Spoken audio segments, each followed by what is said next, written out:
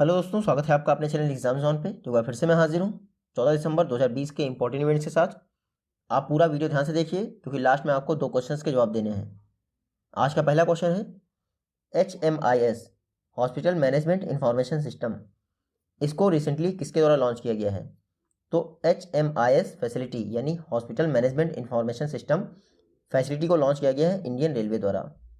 देखिए, जो Indian railway का साउथ सेंट्रल रेलवे जोन है, इसका हेडक्वार्टर हैदराबाद में है। तो साउथ सेंट्रल रेलवे जोन ने HMIS फैसिलिटी को लॉन्च किया है। पर्पस क्या है? जो हॉस्पिटल एडमिनिस्ट्रेशन एक्टिविटी है उसको मैनेज करना, यानी कि हॉस्पिटल एडमिनिस्ट्रेशन एक्टिविटी के लिए सिंगल विंडो सिस्टम है HMIS। तो आप यह देखिएगा, HMIS को यानी हॉस्पिटल मैनेजमेंट इंफॉर्मेशन सिस्टम को इंडियन रेलवे के साउथ सेंट्रल रेलवे जोन द्वारा लॉन्च किया गया है और साउथ सेंट्रल रेलवे जोन इसका हेडक्वार्टर हैदराबाद में है। इंडियन रेलवे की बात करें तो इंडिया में पहली ट्रेन 1853 में रन हुई थी मुंबई से थाने के बीच में 34 किलोमीटर। उस समय इंडिया के गवर्नर जनरल कौन थे? तो लॉर्ड डलहौजी थे। देखिए, इंडिया के फर्स्ट रेलवे मिनिस्टर कौन थे? जॉन मेथाई। वर्तमान में कौन है? पीयूष गोयल। नेक्स्ट क्वेश्चन देखते हैं। रिसेंटली ADB द्वारा Asia Pacific vaccine access facility यानी कि एशियन डेवलपमेंट बैंक द्वारा Asia Pacific vaccine access facility के लिए कितना फंड एलोकेट किया गया है? तो ADB ने Asia Pacific vaccine access facility के अंतर्गत $9 बिलियन का इतना $9 बिलियन का फंड एलोकेट किया है। इसमें क्या होगा? ऐसी कंट्रीज जो ADB की मेंबर हैं, साथ ही डेवलपिंग कंट्रीज हैं, उनको Asia Pacific vaccine access facility के तहत कोविड वैक्सीन को परचेज करने के लिए फंड प्रोवाइड किया जाएगा। तो आप ये देखिएगा, ADB ने Asia Pacific vaccine access facility start की है जिसके तहत $9 बिलियन का फंड एलोकेट किया गया है। कल ही ADB ने प्रेडिक्ट किया था कि इंडिया की इकोनॉमी फिनेंशियल ईयर 21 के दौरान 8% कॉन्ट्रैक्ट कर जाएगी। तो आप ये भी याद रखिएगा। ADB की बात करें, एशियन डेवलपमेंट बैंक, तो 1966 में स्थापना हुई थी। हेडक्वार्टर इसका मनीला फिलीपींस में है। टोटल 68 मेंबर हैं इसके और वर्तमान में इसके प्रेसिडेंट कौन है? मसत्सुगु अस्कावा, जबकि वाइस प्रेसिडेंट हैं अशोक लवासा। यह क्वेश्चन है बीम, जो कि एक इलेक्ट्रॉनिक स्पॉट प्लेटफॉर्म है, रिसेंटली किसके द्वारा रोल आउट किया गया है? तो बीम को रोल आउट किया गया है BSE बॉम्बे स्टॉक एक्सचेंज द्वारा। रिसेंटली BSE ने बीम को रोल आउट कर दिया है, जो कि इलेक्ट्रॉनिक स्पॉट प्लेटफॉर्म है। बीम का फुल फॉर्म याद रखिएगा, BSE ई एग्रीकल्चर मार्केट लिमिटेड। क्या है? BSE ई एग्रीकल्चरल मार्केट लिमिटेड। यहाँ पर एग्रीकल्चर रिलेटेड कमोडिटीज़ को लिस्ट किया जाएगा और उनकी ट्रेडिंग की जाएगी। तो बीम को लॉन्च किया है BSE बॉम्बे स्टॉक एक्सचेंज ने। इससे क्या होगा? फार्मर्स को उनकी कमोडिटीज़ का बेहतर प्राइस दिया जा सकेगा। तो बीम का फुल फॉर्म याद रखिएगा, BSE ई एग्रीकल्चरल मार्केट लिमिटेड, इसको लॉन्च किया है BSE ने। बॉम्बे स्टॉक एक्सचेंज की बात करें तो इंडिया का और एशिया का ओल्डेस्ट स्टॉक एक्सचेंज है। 1875 में स्थापना हुई थी। हेडक्वार्टर मुंबई में है। इस समय BSE के चेयरपर्सन कौन है? विक्रमजीत सेन।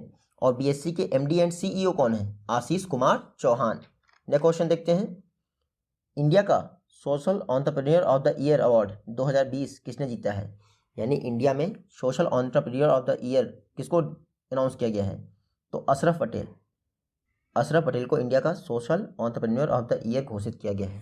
देखिए, अशरफ पटेल, इन्होंने एक फर्म को लॉन्च किया था जिसका नाम था प्रवाह and community the youth collection. ये थी इनकी फर्म, न्यू दिल्ली में स्थापित की थी। इसके लिए इनको social entrepreneur of the year announce किया गया है। अशरफ पटेल, आप ध्यान से देख लीजिए इनको, अशरफ पटेल, इनको social entrepreneur of the year घोषित किया गया है। किसके द्वारा? देखिए, ये जो अवार्ड है social entrepreneur of the year award, ये इसका 11th एडिशन है। एक स्वाप फाउंडेशन है, उसके द्वारा इसको दिया जाता है।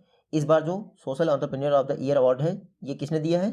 स्मृति जुबिन ईरानी। स्मृति जुबिन ईरानी ने अशरफ पटेल को social entrepreneur of the year घोषित किया है। नेक्स्ट क्वेश्चन है, इंडिया द्वारा रोड इंफ्रास्ट्रक्चर में टेक्नोलॉजी सपोर्ट के लिए, ये आप ऐड कर लीजिएगा, रोड इंफ्रास्ट्रक्चर में टेक्नोलॉजी सपोर्ट के लिए इंडिया द्वारा किस कंट्री के साथ MOU साइन किया गया है?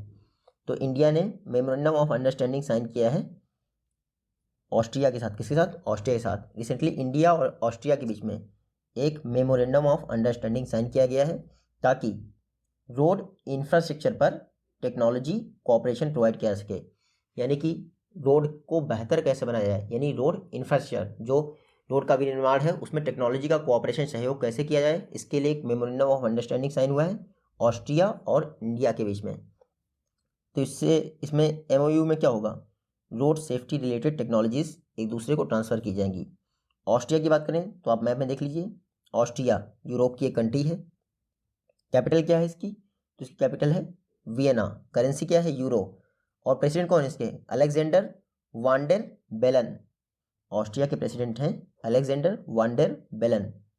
यह क्वेश्चन है, रिसेंटली फिक्की की 93rd एनुअल जनरल मीटिंग को न्यू दिल्ली में ऑर्गेनाइज किया गया है। आपको बताना फिक्की की एनुअल जनरल मीटिंग इसको किसके द्वारा इनॉग्रेट किया गया, तो फिक्की की 93rd AGM ऑर्गेनाइज की गई थी न्यू दिल्ली में, इसको PM मोदी ने इनॉग्रेट किया। जो फिक्की की AGM हुई थी उसी के साथ फिक्की एनुअल एक्सपो को भी ऑर्गेनाइज किया गया, जिसका थीम क्या था, इंस्पायर्ड इंडिया। क्या था theme, inspired India. FICCI annual expo के दौरान मैन्युफैक्चरिंग और सर्विस सेक्टर पर फोकस किया गया है। थीम याद रखिएगा इसका, इंस्पायर्ड इंडिया। तो फिक्की की 93rd एनुअल जनरल मीटिंग हुई, साथ ही साथ एनुअल एक्सपो ऑर्गेनाइज किया गया, इनॉग्रेशन हुआ PM मोदी द्वारा। कहाँ पे इनॉग्रेट हुआ, न्यू दिल्ली में। फिक्की की बात करें, federation of Indian chambers of commerce and industry 1927 में फिक्की की स्थापना हुई थी महात्मा गांधी की रिकमेंडेशन पर। GD बिरला और पुरुषोत्तम दास ठाकुर ने स्थापना की थी। रिसेंटली इसके प्रेसिडेंट कौन अपॉइंट हुए हैं फिक्की के, नेक्स्ट ईयर यानी 2020-21 के लिए अपॉइंट हुए हैं उदय शंकर। और कल ही मैंने बताया था फिक्की इंडिया स्पोर्ट अवार्ड 2020 में किसने टॉप किया है, तो बजरंग पुनिया ने टॉप किया फिक्की इंडिया स्पोर्ट अवार्ड में। नेक्स्ट क्वेश्चन है, किस स्टेट गवर्नमेंट ने special assistance to states for capital expenditure scheme के तहत जो फायदे दिए गए थे उनको अवेल नहीं किया है। तो special assistance to states for capital expenditure scheme के तहत तमिलनाडु ने इन फ़ायदों को नहीं उठाया है, बाकी सारी स्टेट गवर्नमेंट ने इस स्कीम का पूरा फ़ायदा उठाया है। मैं बता दूं कैपिटल एक्सपेंडिचर के लिए 25,000 करोड़ का एक्स्ट्रा बजट भी एलोकेट किया गया था। ये जो special assistance to states for capital expenditure scheme है ये आत्मनिर्भर भारत अभियान का एक पार्ट है।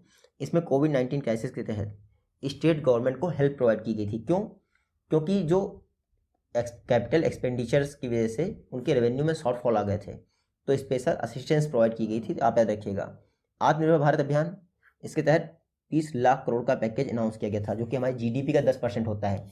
हालांकि अभी एक रिपोर्ट आई उसमें कहा गया है कि इस 20 लाख करोड़ में से 10% भी सैंक्शन नहीं हुआ है, खर्च नहीं हुआ है। आप देख लीजिए इंडिया में ऐसे ही होता है। तमिलनाडु की बात करें तो मार्केट बारोइंग में तमिलनाडु ने टॉप किया है अकॉर्डिंग टू RBI रिपोर्ट। नया क्वेश्चन देखते हैं, Ethnologue report 2020 recently SIL international द्वारा एथनोलॉग रिपोर्ट जारी की गई। आपको बताना है इसमें हिंदी का कौन सा स्थान है, तो SIL इंटरनेशनल यानी समर इंस्टीट्यूट ऑफ लिंग्विस्टिक जो कि US में है, उसके द्वारा लैंग्वेज कौन सी कितनी ज़्यादा यूज़ की जाती है उनके लिए एक एथनोलॉग रिपोर्ट जारी की गई। उसमें हिंदी का प्लेस है 3rd। आप यहाँ देख सकते हैं सबसे ऊपर है इंग्लिश, सबसे ज़्यादा लोगों द्वारा यूज़ की जाती है। फिर मैंडरीन जिसको आप चाइनीज़ लैंग्वेज कहते हैं वो 2nd नंबर पे आई है, और हिंदी आई है 3rd पोजीशन पे। 4th पोजीशन पे है स्पेनिश। तो आप देखिएगा एथनोलॉग रिपोर्ट इसको SIL इंटरनेशनल द्वारा रिलीज़ किया जाता है, जो कि टेक्सास US बेस्ड एक फर्म है। इसमें हिंदी को 3rd प्लेस मिला है एथनोलॉग रिपोर्ट में।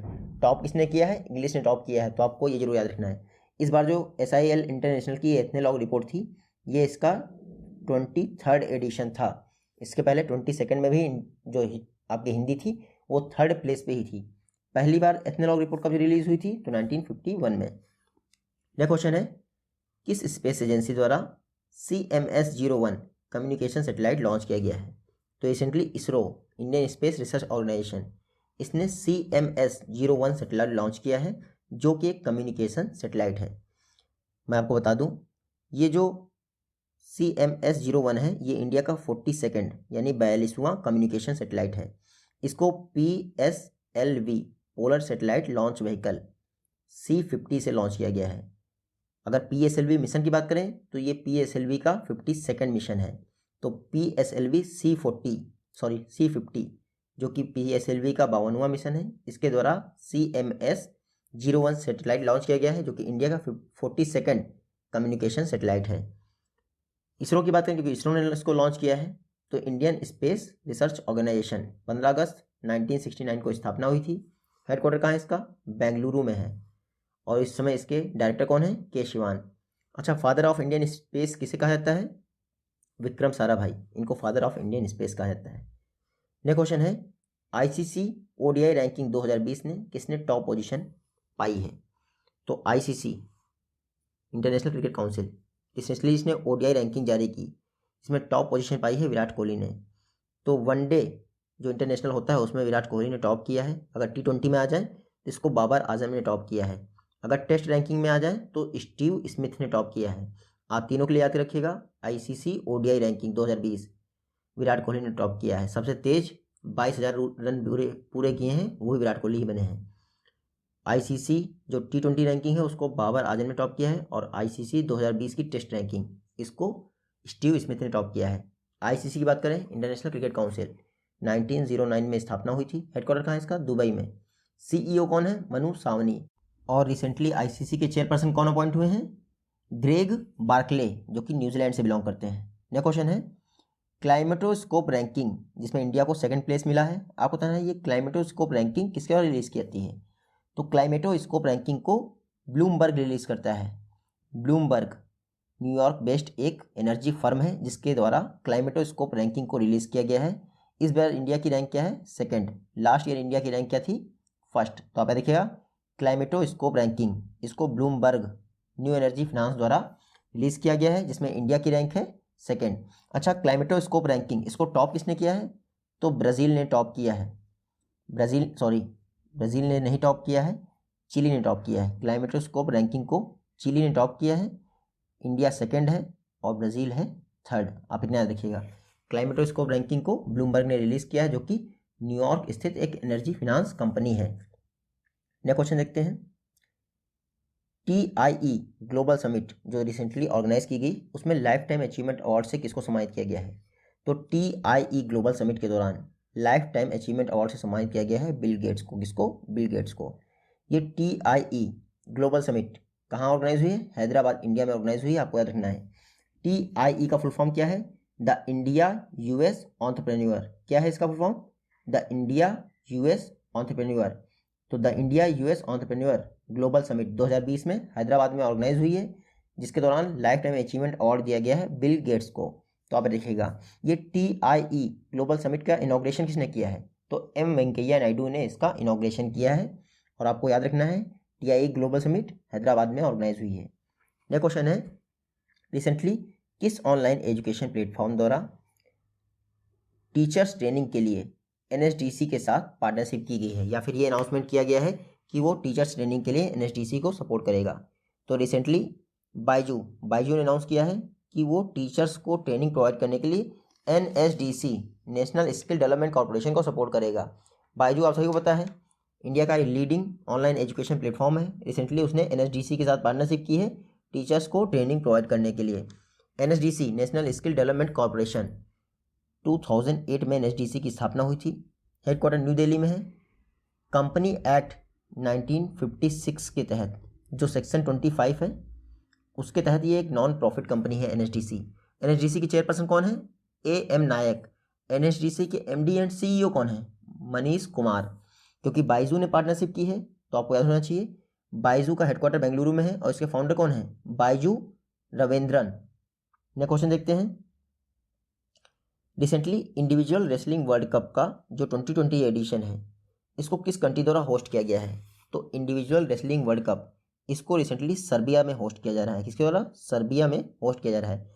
सर्बिया की जो कैपिटल है बेलग्रेड, वहाँ पर इंडिविजुअल रेसलिंग वर्ल्ड कप इसको होस्ट किया जा रहा है।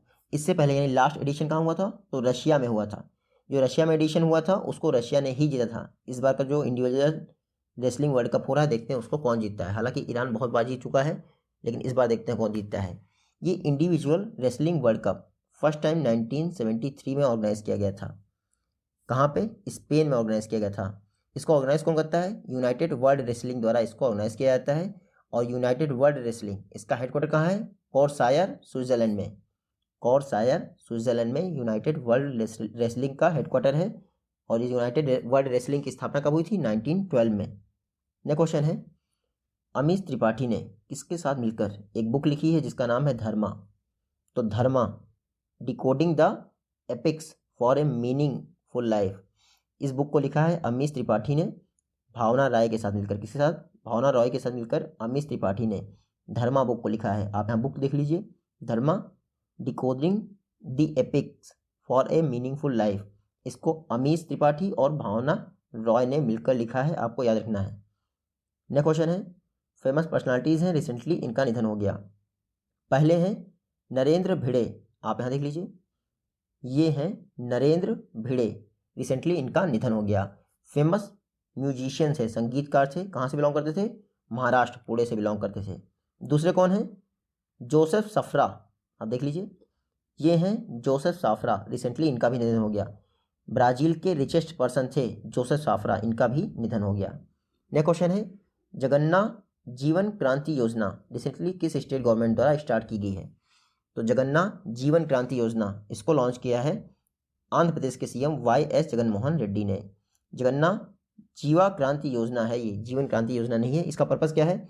जो पिछड़े हुए तबके के लोग हैं, खासकर OBC, SC, ST, minority, human, जितने भी लोग हैं, इनको सीप एंड गोट यूनिट प्रोवाइड की जाएंगी, यानी एनिमल हस्बेंड्री सेक्टर से रिलेटेड है स्कीम, जगन्नाथ जीवा क्रांति स्कीम। इसको लॉन्च किया गया है आंध्र प्रदेश के सीएम YS जगनमोहन रेड्डी द्वारा। अब मैं बता दूं, ये जो सीप एंड गोट यूनिट प्रोवाइड की जाएंगे, ऐसे लोगों को ही प्रोवाइड की जाएंगी जिनकी एज 45 से लेकर 60 ईयर्स के बीच में होगी। एक जगन्नाथ विद्या कनुका स्कीम भी लॉन्च की गई थी, विद्या कनुका स्कीम, ये भी आंध्र प्रदेश में ही लॉन्च की गई थी, आपको याद रखना है। आंध्र प्रदेश के सीएम कौन है? YS जगनमोहन रेड्डी, मैंने बता दिया। गवर्नर कौन है? विश्वभूषण हरिचंदन। और आंध्र प्रदेश और तमिलनाडु में एक पुलिकट लेक है, तो आपको वो भी याद रखना है। नेक्स्ट क्वेश्चन है, Ludovic Orban, Ludovic Orban recently इन्होंने रिजाइन कर दिया है। आपको बताना है ये किस कंट्री के सर्विंग प्राइम मिनिस्टर थे? तो लुडोविक ओरबान ये रोमानिया के सर्विंग प्राइम मिनिस्टर थे। कहाँ के? रोमानिया के। ये देखिए, ये हैं लुडोविक ओरबान, रिसेंटली इन्होंने रिजाइन कर दिया है अपनी पोस्ट से। और आप ये देखिएगा, लुडोविक ओरबान रोमानिया के प्राइम मिनिस्टर थे। रोमानिया की बात करें तो कैपिटल क्या है इसका? बुकारेस्ट, बुकारेस्ट रोमानिया की कैपिटल है। करेंसी क्या है? रोमानियन ईव। और अब यहाँ के प्राइम मिनिस्टर जो थे लुडोविक ओरबान, उन्होंने रिजाइन कर दिया है। तो नए प्राइम मिनिस्टर जब अपॉइंट होंगे तो आपको पता चल जाएगा। ये आज की वीडियो से क्वेश्चन है, आई होप कि आप इन दोनों का जवाब दे पाएंगे। जल्दी ही मिलते हैं आपसे नेक्स्ट वीडियो में, तब तक के लिए टेक केयर, गुड बाय।